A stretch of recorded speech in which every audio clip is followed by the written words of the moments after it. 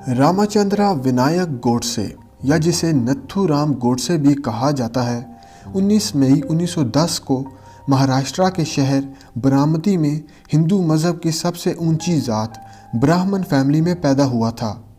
गोडसे से पहले उसके 3 भाई बचपन में ही मर चुके थे, जिसके बाद गोडसे के वालिदैन ने गोडसे को अपनी बेटी के तौर पर परवरिश करना शुरू कर दी ताकि उस पर से कर्ज या शराब को तोड़ा जा सके, जिसके लिए उन्होंने उसकी नाक को सिलाकर एक रिंग डाल दी जिसे हिंदी में नथ कहते हैं, और वहीं से रामाचंद्रा विनायक गोडसे का नाम नथू राम गोडसे पड़ गया।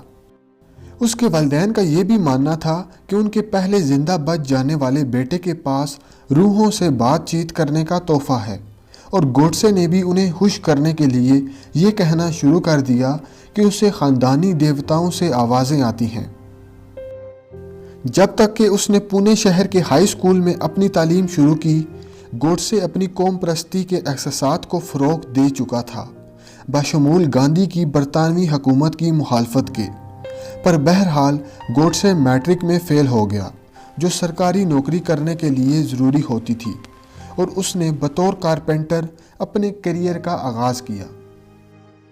गोडसे की ज़िंदगी में एक बहुत बड़ा मोड़ तब आया जब वो अपने वालिद के साथ 19 साल की उम्र में रातनगरी शहर मुंतकिल हो गया, जहां नायक दामोदर सावरकर को 1910 में अंग्रेज़ों के खिलाफ मुसल्लह बगावत की हमायत करने पर 50 साल की सज़ा सुनाई गई थी। मगर फिर उसे 1924 में सख्त शराइत पर, जिनमें से एक कि वो 5 साल तक सियासत में हिस्सा नहीं लेगा, उसे रिहा कर दिया गया था। गोडसे सावरकर की रिहाई के बाद उससे बहुत मुतासिर हुआ, क्योंकि सावरकर ही वो पहला शख्स था जिसने हिंदुस्तान को एक हिंदू रियासत बनाने के लिए हिंदुत्व का तस्वुर पेश किया था, जिसमें मजहबी आज़ादी तो होगी, लेकिन मुसलमानों के साथ मुश्तरका वजूद के लिए बहुत कम जगह छोड़ दी जाएगी। सावरकर के साथ कुछ माह रहने के बाद वो अपने वालिद के साथ फिर से सांगली शहर मुंतकिल हो गया, जहां वो बतौर दर्जी काम करने लगा और राष्ट्रीय स्वयंसेवक संघ या फिर आरएसएस के साथ जुड़ गया। 1937 में सावरकर की अनकंडीशनल रिहाई के बाद गोडसे अपने सरपरस्त की बढ़ती हुई हिंदू महासभा पार्टी में शामिल होने के लिए पुणे शहर वापस आ गया, जिसे 1930 की दिहाई के आखिर में रियासत हैदराबाद में एक एहतजाजी मार्च की क़ियादत करने का काम सौंपा गया था, जिसके बाद उसे गिरफ्तार भी कर लिया गया और उसने 1 साल जेल में गुजारा। मगर उस वक्त तक गोडसे हिंदुत्व का कट्टर पैरोकार बन चुका था। उसने इंडियन नेशनल कांग्रेस की मुस्लिम लीग के मुतालिबात पर नज़रसानी करने की मुखालफत की और गांधी के अहिंसा या नॉन वायलेंस के तरीके को गैर हकीकी और गैर मौसर समझा।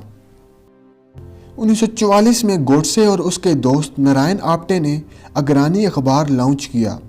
पब्लिकेशन की इस कारोबार में अपने कदम जमाने के लिए ये अखबार हिंदू कौम परस्ती में इजाफे पर प्रोपेगेंडा करने लगा। अग्रणी अखबार को इसकी इंतहा पसंदाना बयानबाजी की वजह से बंद करना पड़ा, मगर गोडसे ने अखबार का नाम तब्दील करके हिंदू राष्ट्र रख दिया।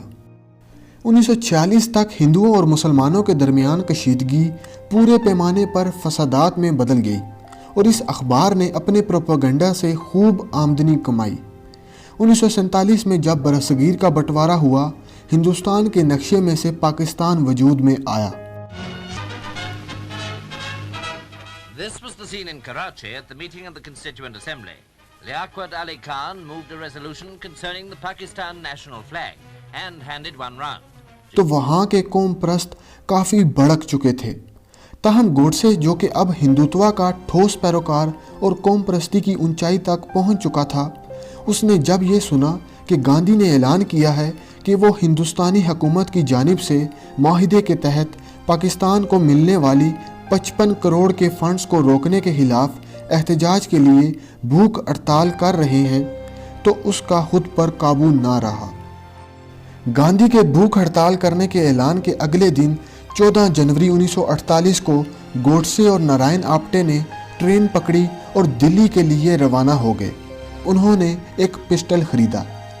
30 جون 1948 کو شام کے 5:15 پر گاندھی برلا ہاؤس کے کوارٹر سے نکلے اور اپنی 2 پوتیوں کے ساتھ ایک دوسری مذہبی ملاقات پر جا رہے تھے کہ اچانک سے ان کے راستے میں گوڈسے آ گیا۔ گوڈسے نے 78 سالہ گاندھی کے پاؤں چھوئے اور پھر 3 گولیاں گاندھی کی چھاتی پر چلا دیں۔ آس پاس موجود بھیڑ نے تو گوڈسے کو دبوچ لیا، مگر چند ہی منٹوں میں اس کا مقصد پورا ہو چکا تھا اور گاندھی کی موت واقع ہو چکی تھی۔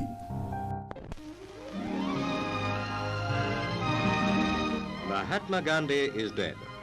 When vast throngs crowded Delhi's Birla House, urging him to break his last fast, a few imagined an assassin would strike near this spot 11 days later. جب گوڈسے کو عدالت لے جایا گیا تو اس نے مقدمے کے دوران اپنا دفاع کرتے ہوئے کہا کہ گاندھی کو بابائے قوم کہا جاتا ہے۔ اگر ایسا ہے تو وہ اپنے باپ ہونے کی ذمہ داری کو پورا کرنے میں اس حد تک ناکام ہو چکا ہے جتنا اس نے تقسیم پر رضامندی سے قوم کے ساتھ غداری کی۔ اس کے عدم تشدد کا نظریہ جس سے بہت کچھ سمجھا جاتا ہے وہ بے طاقت ثابت ہوا۔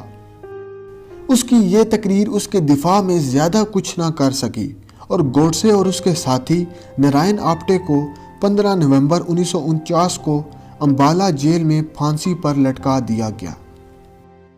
تو دوستوں، یہ تھی گاندھی کے قاتل نتھو رام گوڈسے کی کہانی۔